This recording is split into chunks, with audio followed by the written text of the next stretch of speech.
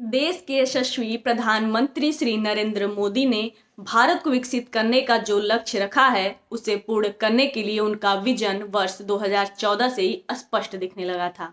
यही वजह है कि 15 अगस्त 2047 तक भारत को विकसित देशों की श्रेणी में स्थान अवश्य मिलेगा। इसके पीछे प्रधानमंत्री की योजना, उनका नेतृत्व, उनकी कार्यक्षमता, उनका विजन, उनका अटूट विश्वास और जनता पर उनका भरोसा सभी मायने रखते हैं। वर्ष 2014 से पूर्व देश के प्रधानमंत्री श्री नरेंद्र मोदी ने 2001 से गुजरात के मुख्यमंत्री के रूप में कार्य किया। गुजरात का विकास मॉडल पूरे देश में चर्चा का विषय बना और अंततः वर्ष 2014 में श्री नरेंद्र मोदी जी के नेतृत्व में भाजपा की प्रचंड बहुमत की सरकार आई। मोदी सरकार आते ही देश में एक अलग ही उत्साह, उमंग देखने को मिला। युवाओं को जैसे संजीवनी बूटी मिल गई हो। प्रधानमंत्री ने वर्ष 2014 से ही देश को विकास की मुख्य धारा में जोड़ने का काम शुरू कर दिया। सबका साथ, सबका विकास के आदर्श वाक्य से प्रेरित होकर श्री मोदी ने शासन व्यवस्था में बदलाव की शुरुआत की।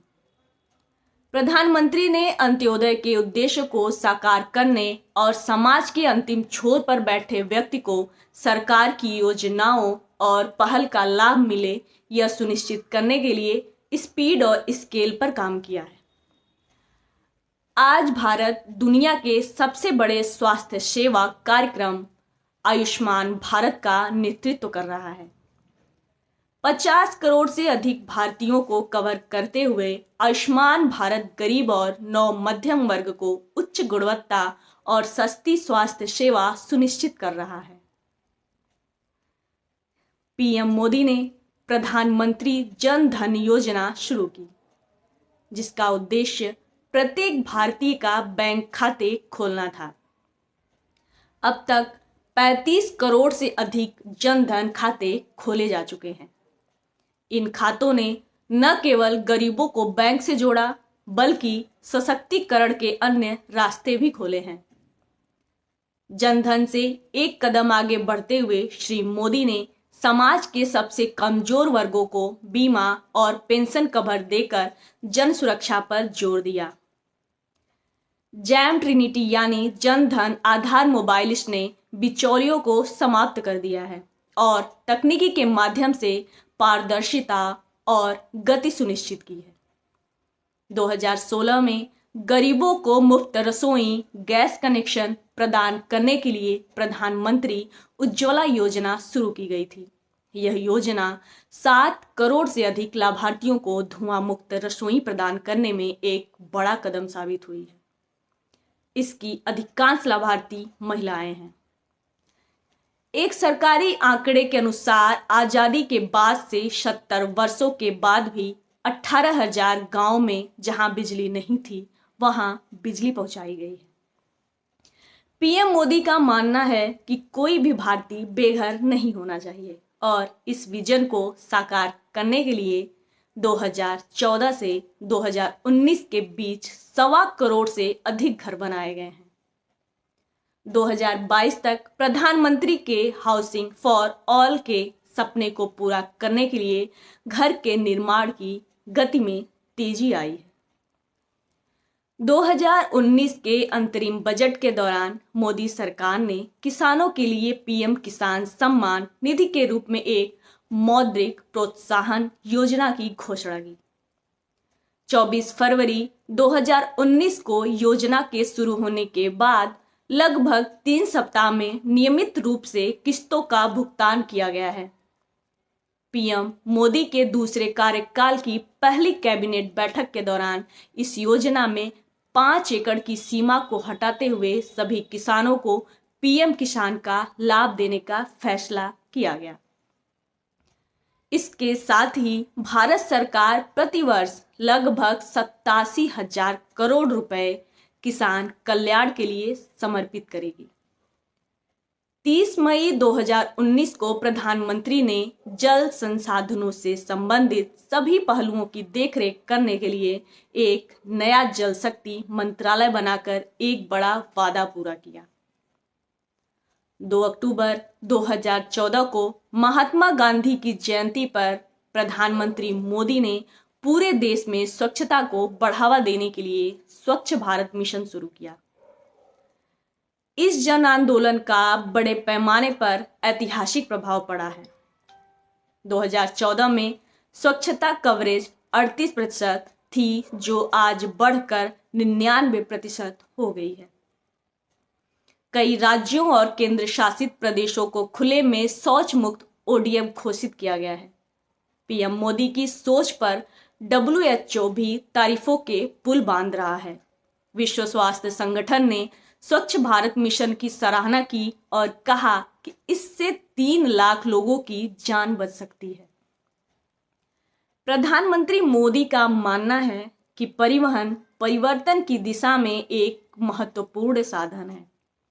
इसीलिए भारत सरकार हाईवे, रेलवे, आईवे और वाटरवे के रूप में अगली पीढ़ी के बुनियादी ढांचे को बनाने के लिए काम कर रही है। उड़ान उड़े देश के आम नागरिक योजना ने उड्डयन क्षेत्रों को लोगों के अधिक अनुकूल बनाया है और कनेक्टिविटी को बढ़ावा दिया है। पीएम मोदी ने भारत को अंतरराष्ट्रीय विनिर्माण पावर हाउस में बदलने के लिए मेक इन इंडिया पहल शुरू की। इस प्रयास से परिवर्तनकारी परिणाम सामने आए हैं। 2014 में मोबाइल विनिर्माण इकाइयों की संख्या 2 थी, जो 2019 में बढ़कर 122 हो गई है। 2017 में संसद के एक ऐतिहासिक सत्र के दौरान भारत सरकार ने GST लागू किया, जिसने वन नेशन वन टैक्स के सपने को साकार किया। भारत में दुनिया का सबसे बड़ा स्टैच्यू ऑफ यूनिटी बनाया गया, जो सरदार पटेल को एक सच्ची श्रद्धांजलि है। इस स्टैच्यू को एक विशेष जन आंदोलन के माध्यम से बनाया गया था, जिसमें भारत के सभी राज्यों और केंद्र शासित प्रदेशों के किसानों के औजार और मिट्टी का इस्तेमाल किया गया था, जो एक भारत श्रेष्ठ भारत की भावना को दर्शाता है। पीएम मोदी की विदेश नीति की पहल ने दुनिया के सबसे बड़े लोकतंत्र की वास्तविक क्षमता और भूमिका को महसूस किया है।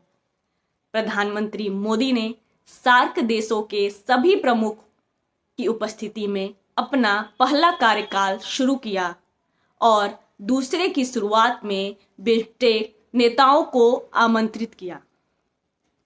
संयुक्त राष्ट्र महासभा में उनके संबोधन की दुनिया भर में सराहना हुई। पीएम मोदी 17 साल की लंबी अवधि के बाद नेपाल, 28 साल के बाद ऑस्ट्रेलिया, 31 साल के बाद फिजी और 34 साल के बाद सेशेल्स और UAE के द्विपक्षीय दौरे पर जाने वाले पहले प्रधानमंत्री बने। अंतर्राष्ट्रीय योग दिवस मनाने के पीएम नरेंद्र मोदी के आग्रह को संयुक्त राष्ट्र में अच्छी प्रतिक्रिया मिली। पहले दुनिया भर में कुल 177 राष्ट्रों ने एक साथ मिलकर 21 जून को संयुक्त राष्ट्र में अंतर्राष्ट्रीय योग दिवस के रूप में घोषित करने का प्रस्ताव पारित किया। नरेंद्र मोदी लोगों के नेता हैं और वे आम जन की समस्याओं को हल करने और उनके जीवन स्तर में सुधार करने के लिए समर्पित हैं। लोगों के बीच रहने, उनके साथ खुशियां साझा करने और उनके दुखों को दूर करने से ज्यादा कुछ भी उनके लिए संतोषजनक नहीं है।